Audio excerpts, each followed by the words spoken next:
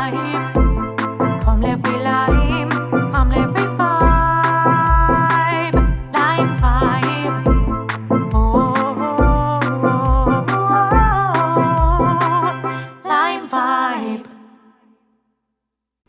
And welcome once again to another Lime Vibe conversation. I'm sitting here with my good friend from Belize, Mr. Hipolito Novelo. He's a journalist there in Belize. How you doing, Hipolito? I'm doing good. How about yourself? I'm trying my best, Thank you for joining me again for Lime Vibe conversation, man. I see you doing big things down there in Belize, man. So tell me what's been going on with you. But first of all, tell me where you were born, how was it growing up? Yeah, I was born in a small town named Orange Walk in Belize. Growing in Belize gave me sort of like a strong sense of community. Back then, it was a smaller town and everybody knew each other. So I grew up, like, as they say, it takes a village to raise a child, and that community raised me. Okay. So I guess it was like a rural area, like a farm area. Yeah, it's a town, but it's not as big towns as you see across the Caribbean, across the region. Belize, even the capital, Belize, it is quite small compared to other capitals in the region. Okay, I got you. Okay. And I assume you speak Spanish as well, too, because you're right there next to Guatemala. Sí, español también y inglés. Very good. I don't speak Spanish at all, actually, so thank you for You have to learn, man. Yeah, I know. I have to learn. I know, because that's the language of commerce in this region, right, the Western Hemisphere.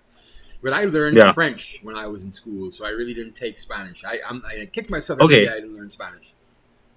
Yeah. Yeah, but how really was it like growing up, though? How was it growing up in a small town?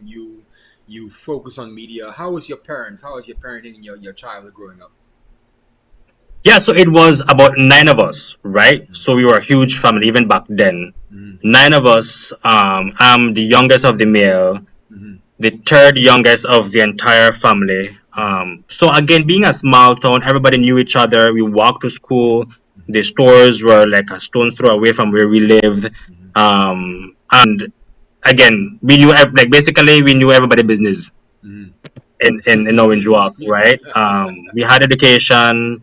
Growing up back then, we did go through poverty. Where at times we didn't have much to eat. We used to eat like either white rice, just white rice. That's all we could afford back then. So it's been a tremendous shift in how my family has been able to develop itself since back then when I was a little boy until now.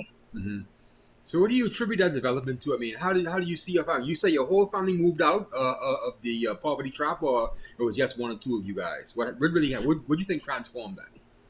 Yeah, so back then we didn't have a lot of economic opportunities for my family, right? We didn't come from we didn't inherit land, inherit money, anything like that, right? So basically it was only my father who was providing back then as a gas attendant at one of the gas stations, right? And that's because he didn't have that level of education. I think he went to like maybe standard 2 or standard 3 when he was young, right? And so we were young back then. We were going to school, we were trying to get scholarships, trying to get grants to finish school. When I was in high school, what I used to do, especially with the English, science and the math textbook, I used to stay back after class and handwrite the notes so I could go back at home and study it for next day classes, right? Okay. But that changed because then we've grown. We've grown, and then all of us, or my brothers and my sisters, we got jobs, we got careers, and then we supported each other to, climb out of that poverty hole. Okay, I got you. He was a pump attendant. I was a pump attendant too back in the day too, Hipolito. But that's really humble beginnings, man. You must be proud of yourself. And your father must be proud. Is he still living? Yeah. Both of my parents are still living. My father is aging. My mother's there too as well. Yeah, they are extremely proud of me. And being in the media, and as you might know, being a journalist or in a newsroom, sometimes it's so frustrating that sometimes I just want to quit. I just want to quit and forget everything. But because I know this makes my parents so proud, coming from a very humble beginning to now, I keep doing it in part because I love it and because I want to keep my parents proud. How did you get into media anyway? What was your pathway to media? Listen, so I went to the University of Belize on what's supposed to be a 4-year scholarship to get my bachelor's in history and anthropology, right? So I did 2 years and I went through depression. I went through alcohol dependency. Again, financial troubles where I couldn't afford rent, I couldn't afford tuition. The 4 year scholarship did not turn out to be a scholarship at all. I got a 2 year through the CXC scholarship, right? And because I couldn't afford it, I had to drop out. I dropped out. I became unemployed for a couple of months. I went back living to my parents in Orange Walk Town, and my father basically told me, "You need to get a job." Like, not as calm as that, you know. When he scolded, and when my father scolded you, the whole house shakes. You have to listen, right? So basically, he gave me an ultimatum that you better find a job tomorrow, or basically get out of the house. Oh wow. And at that time, a vacancy for a reporter at a local media house in Orange Walk was being advertised. I applied for it. I saw that I could do it. I realized that I love doing it, and I keep doing it. Wow, that's an amazing ride there, Hipolito, man. So your father really pushed you. He kicked you, didn't he? Yeah, yeah, and it's totally it's totally for me when I go back to it, because I was supposed to get my bachelor's in history and anthropology, trying to study that, and it was a complete shift in what my life would have been if I stayed at university. Mind you, I did more than 10 years of journalism with any degree. I just did it with my high school. I recently completed my associates in business management at UA this December, and I immediately went into doing my bachelor's now in international management. So, yeah. Congratulations, Hipolito. That's good, man. Thank you so much. Thank God you didn't give up on your academic Yeah. pursuits, man. I had no choice. Being where I came from, we have no choice but just keep fighting every single day. I got you. Your father must be really proud of you, man. Yeah. I believe you always need that male figure. Males in particular need that male figure in their life to really kick them, you know. Mine was my uncle. My father passed away when I was about 12 years old. So I really didn't grow sorry up to hear with my that. father around. Yeah, but that's all right. He passed away. God rest his soul. But my uncle really stepped in. His brother, you know, and I had other uncles as well too, but him in particular, he gave me that male figure that really kick you in the seat of your pants so you could really get motivated, and that's what your father gave to you, man. I guess you thank him every day for it, right? Don't you? Yeah, of course. I mean, it was his way or no way or the highway, but his way always made sense. So he knew what he was doing back then in terms of pushing us, all of us, to be better persons, to lift up the family, so to speak. Yes. So now you finished your degree, so you're going to stay in journalism for a while longer, or you're going to transition out to something else?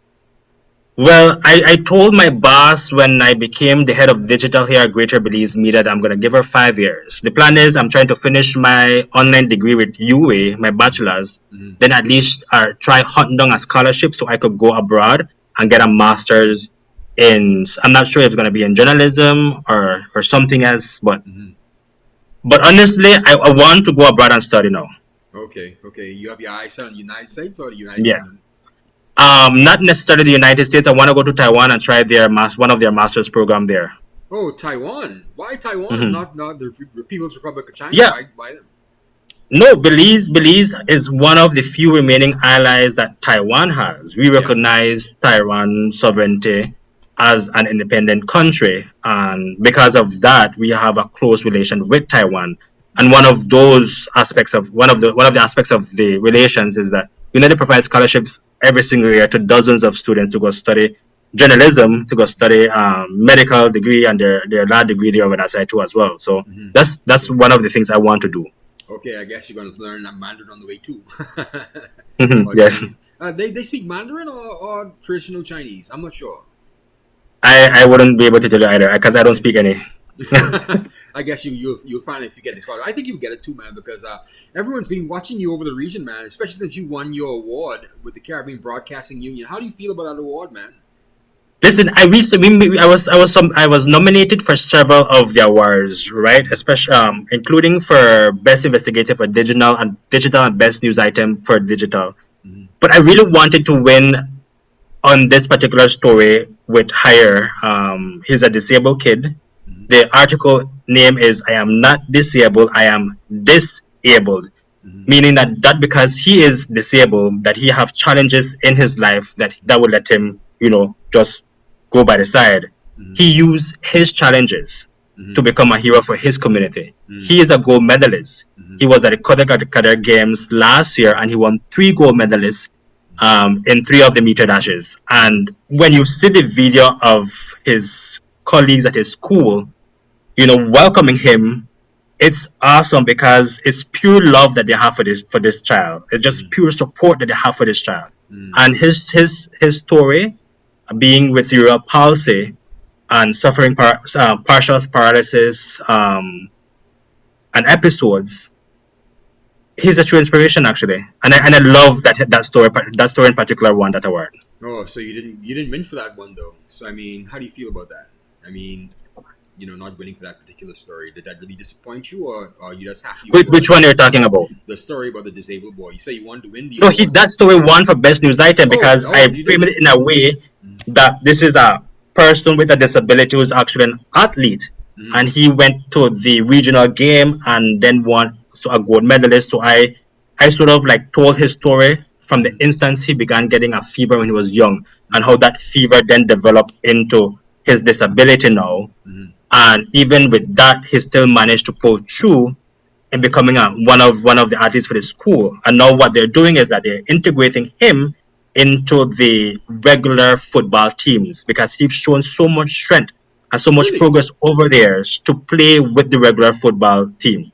really. How do you feel covering that? That must have been a real inspiration to you, man. How do you feel about him in particular It making his? Yeah, it was a good feeling whenever I read that story.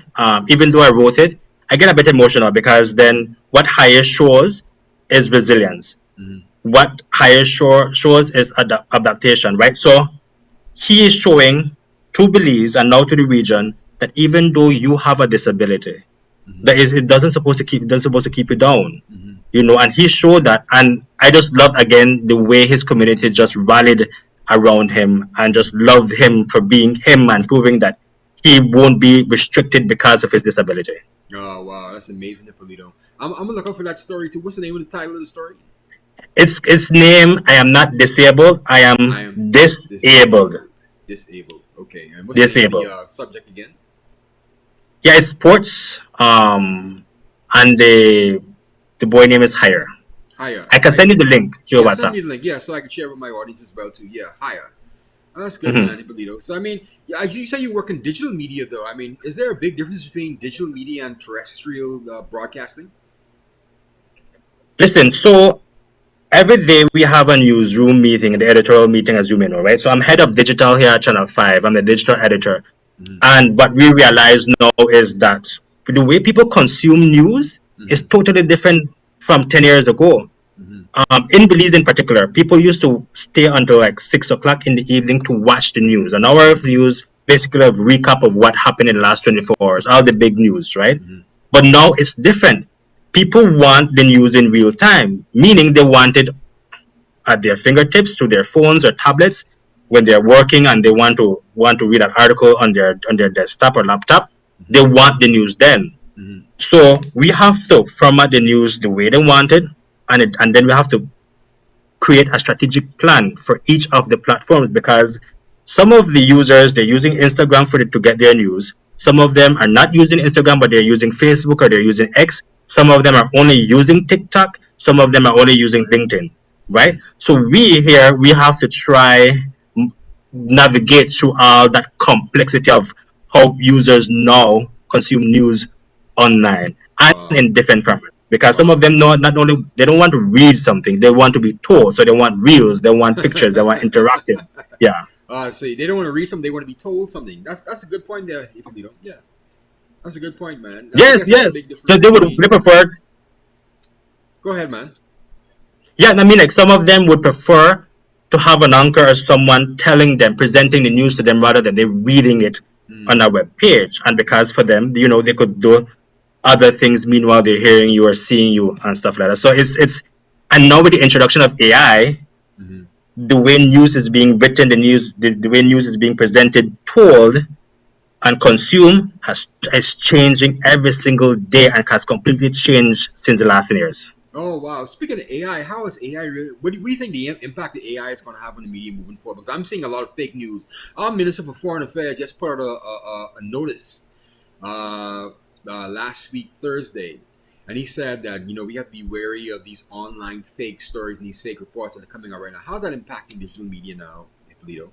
We here at GBM, we encourage the use of AI, but we encourage the use of AI responsibly. I tell my team every single day that AI is supposed to help you tell the story better, help you make your readers understand, help you better connect to your readers and to your viewers.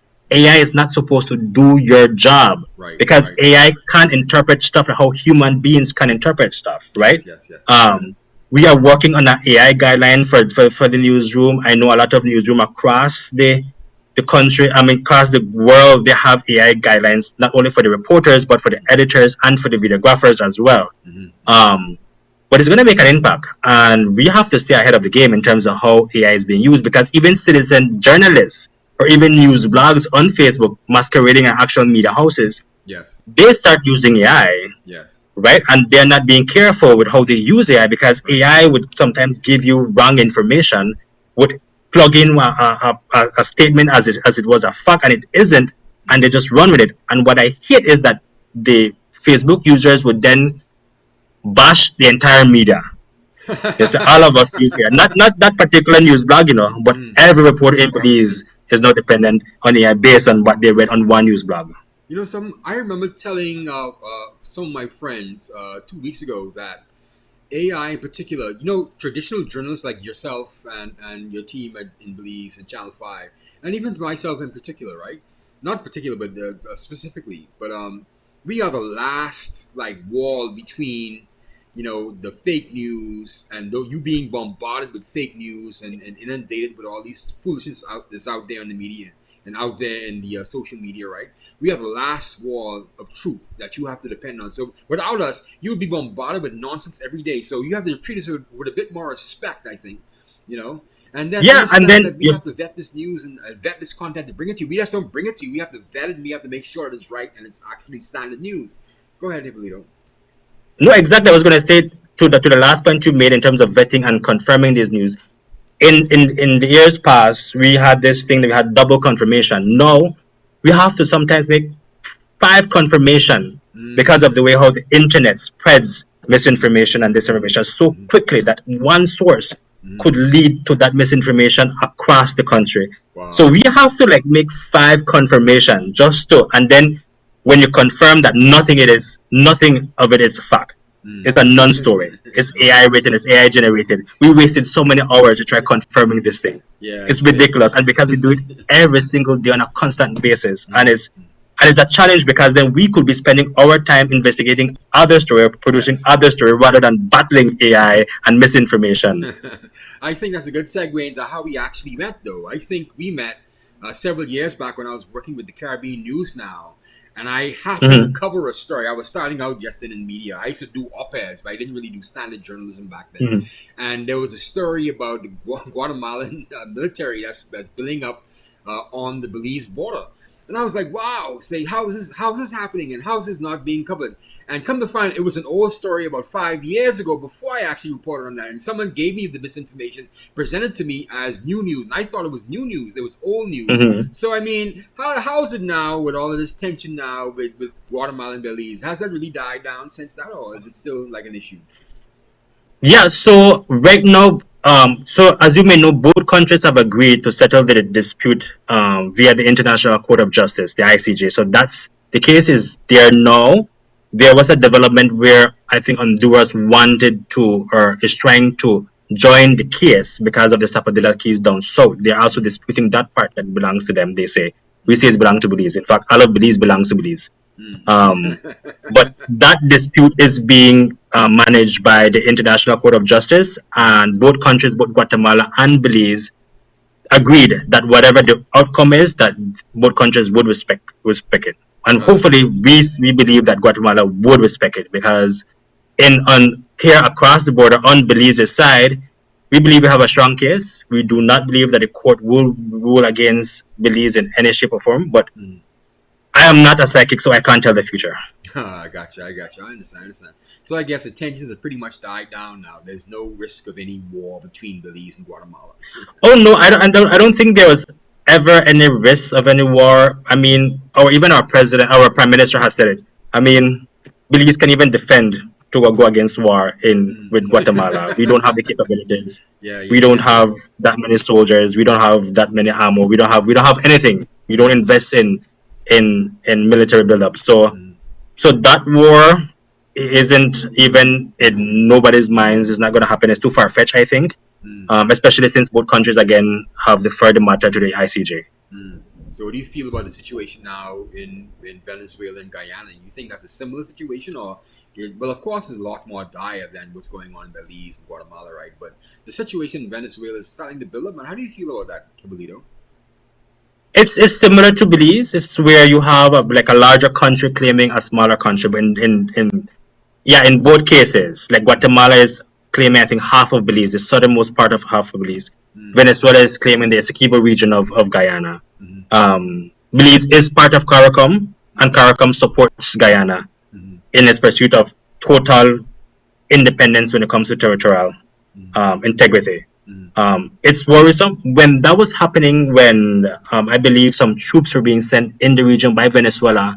I was at COP mm, in Dubai, and I was with one of the Guyanese. She's a reporter there with the One Newsroom, with the newsroom in Guyana, and she was telling us about it, and it was worrying. And then we in Belize, we have never been in a situation where you have this bigger, larger country trying to show its force along the border like that.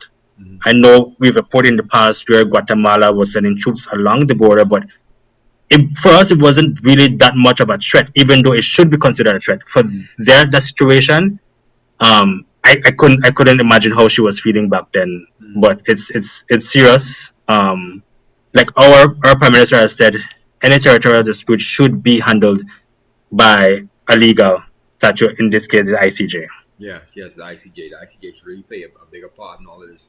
And I agree, because everyone's really watching this Venezuela situation now because, they, like you said, they want to claim the whole entire Essequibo region.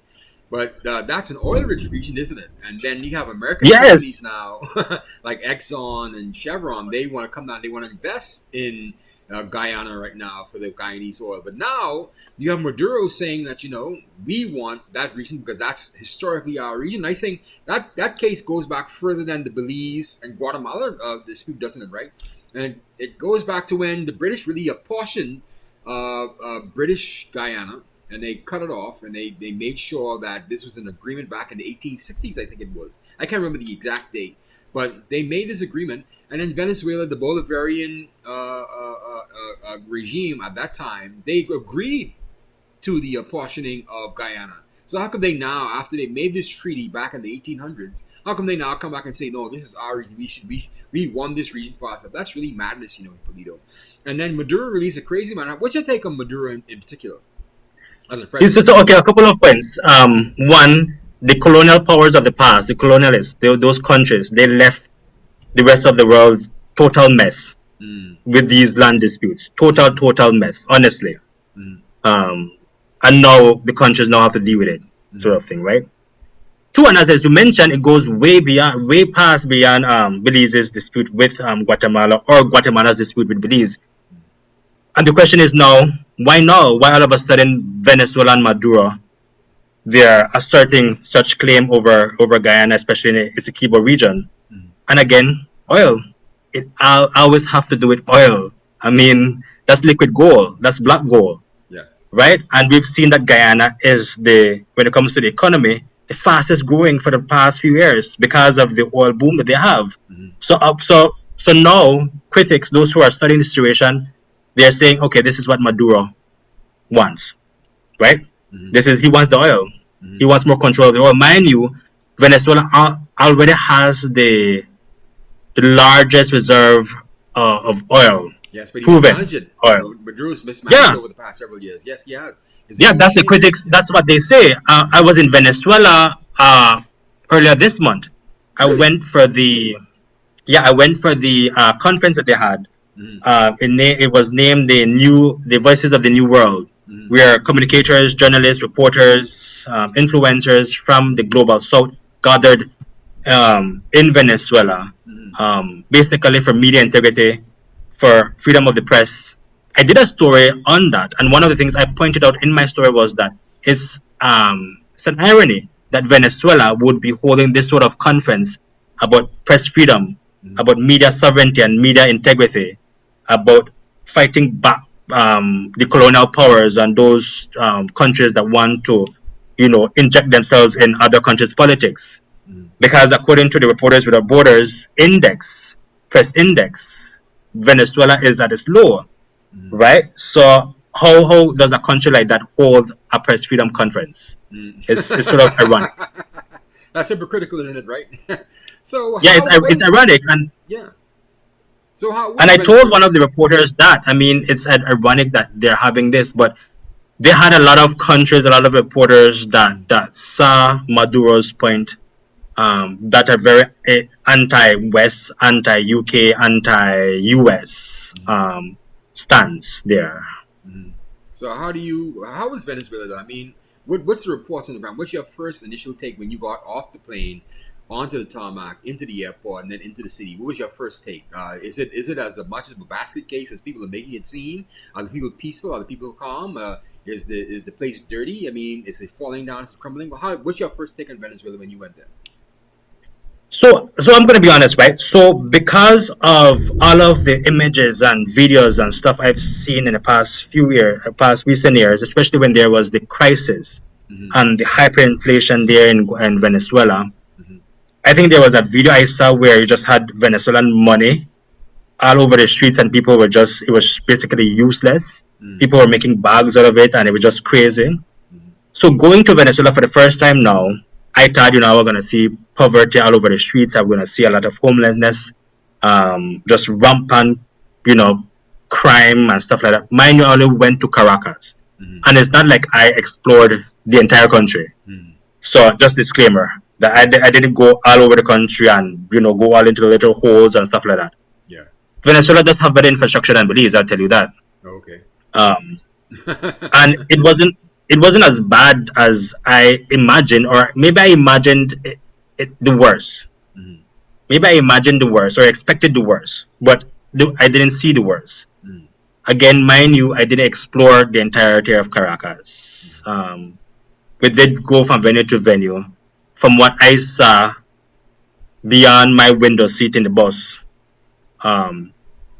it was okay. Okay.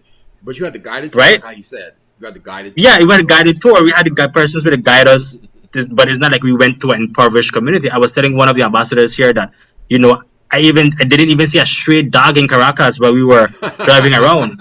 Right? In Belize, you see stray dogs all over Belize City. Right? I was like Nassau too. Right? So I was given a complete shock because again I think I expected the worst and it wasn't that. Nor am I saying that it's the best either.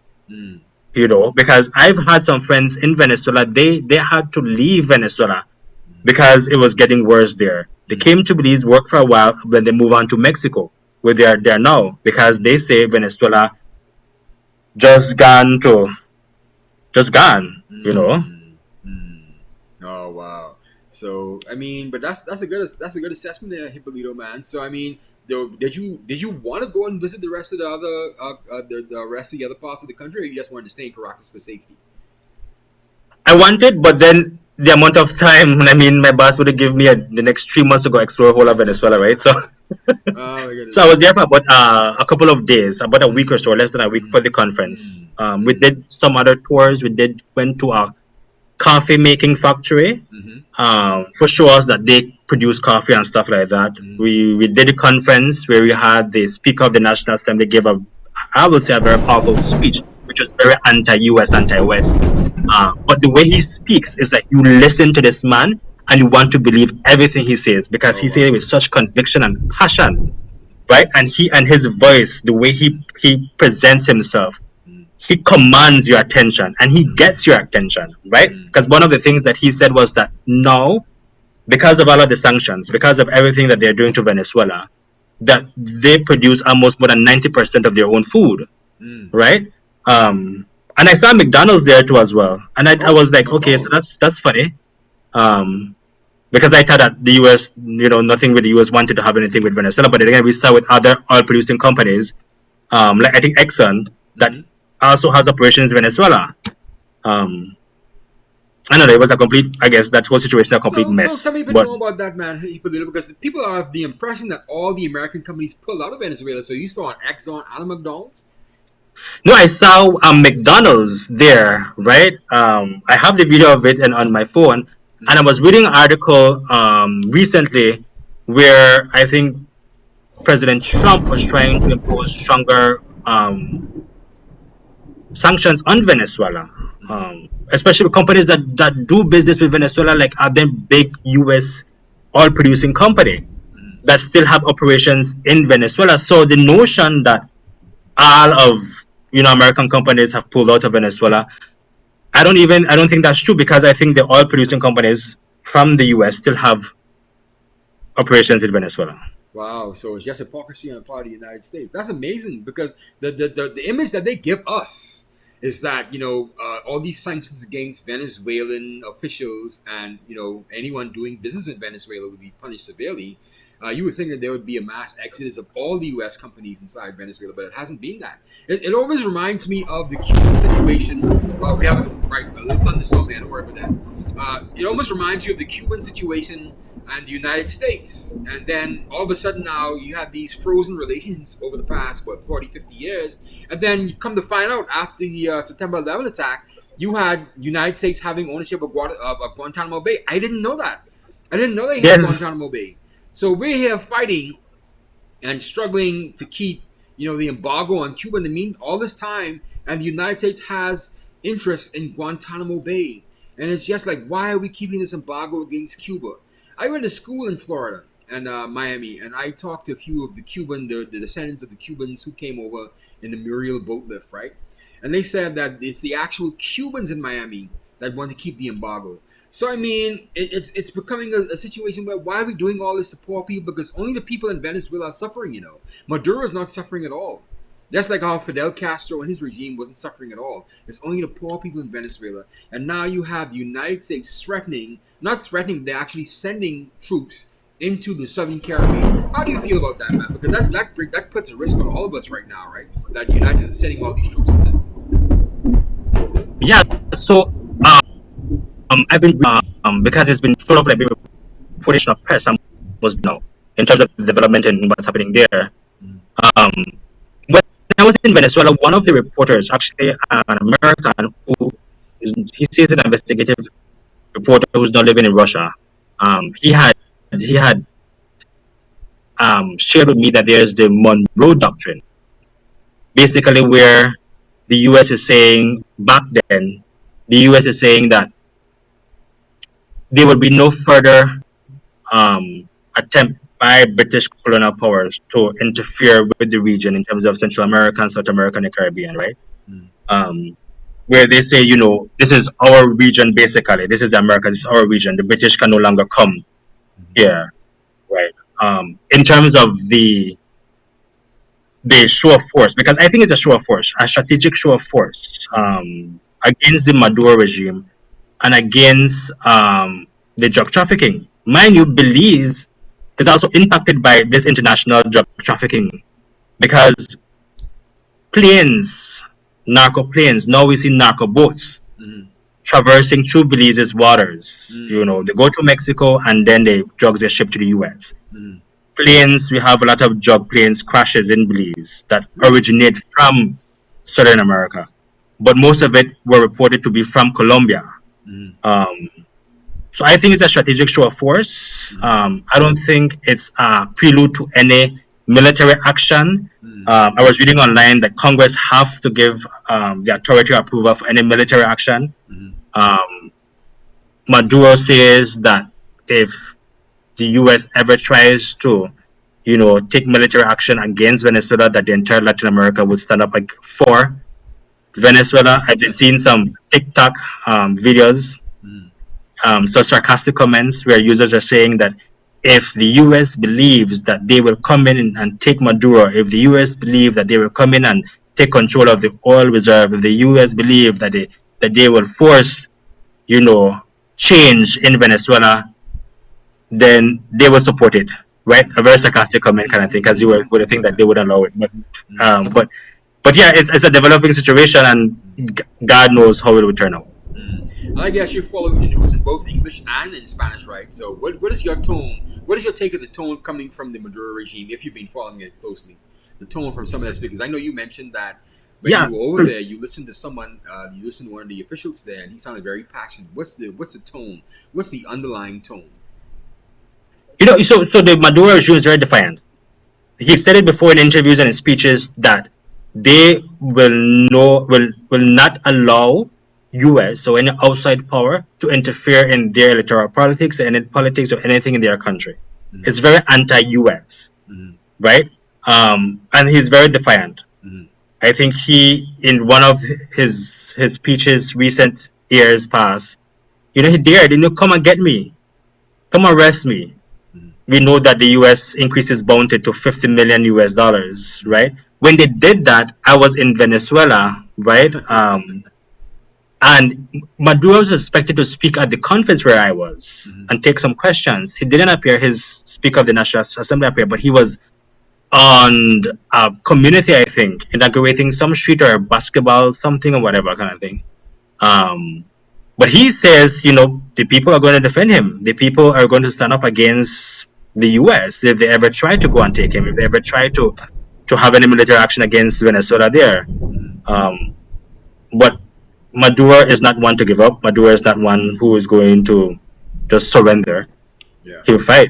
Yeah. I think he's a fool, to be honest with you. That's my personal take. I think he's a fool because he has to know there's no win in this with the United States, especially with the Trump regime, right? The Trump administration. I don't think Trump really cares that much about, persons in South America, definitely people of color in South America. And that's just my personal take on that. He could, do anything. And it's not just the overt military force either, it's also the internal, manipulation of their internal politics, the agents, the CIA agents, the other provocateurs. And they could cause a mass protest in Venezuela if they want to, with the right type of information and the right type of person on the ground there. So, I mean, Hipolito, we're coming towards the end of our conversation. It's been a delightful chat with you, man.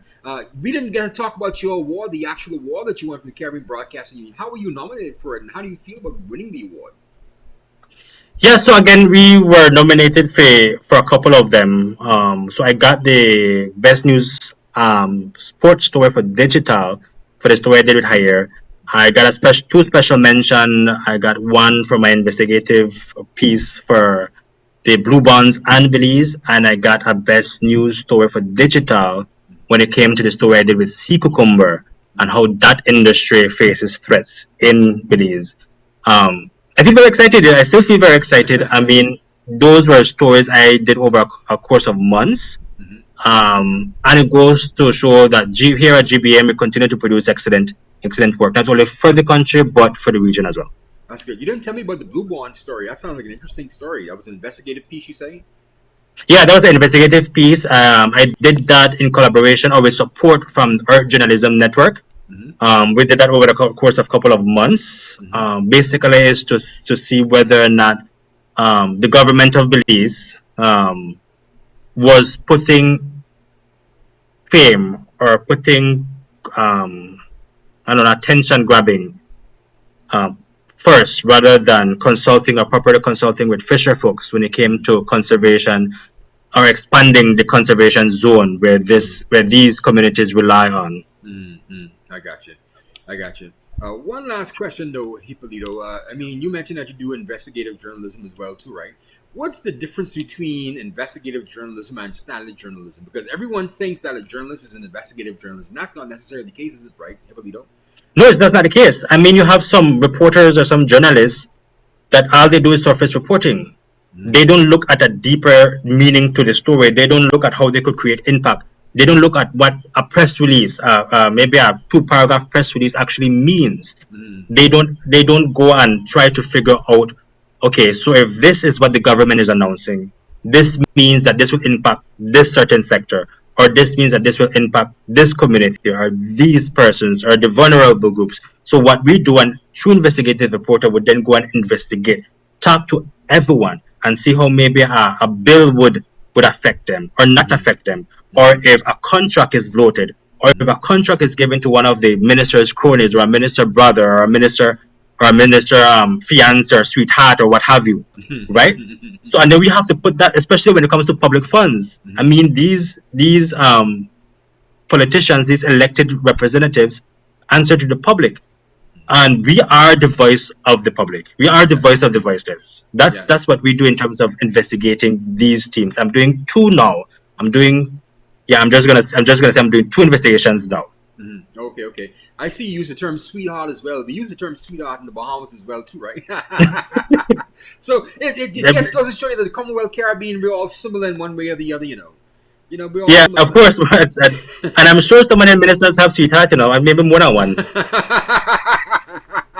And that's serious business, Hipolito. That's serious business there, because those sweethearts, they get the best. They get treated with royal better than the I allege. It's all allegations.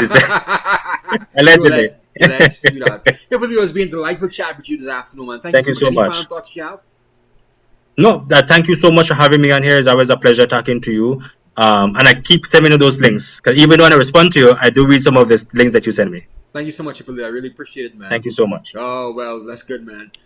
Thank you for joining us again for another Lime Vibe conversation. I was with our friend from Belize, Mr. Hipolito Novelo. He's a journalist down there in Belize. And we thank you once again for joining us for another Lime Vibe conversation. Goodbye.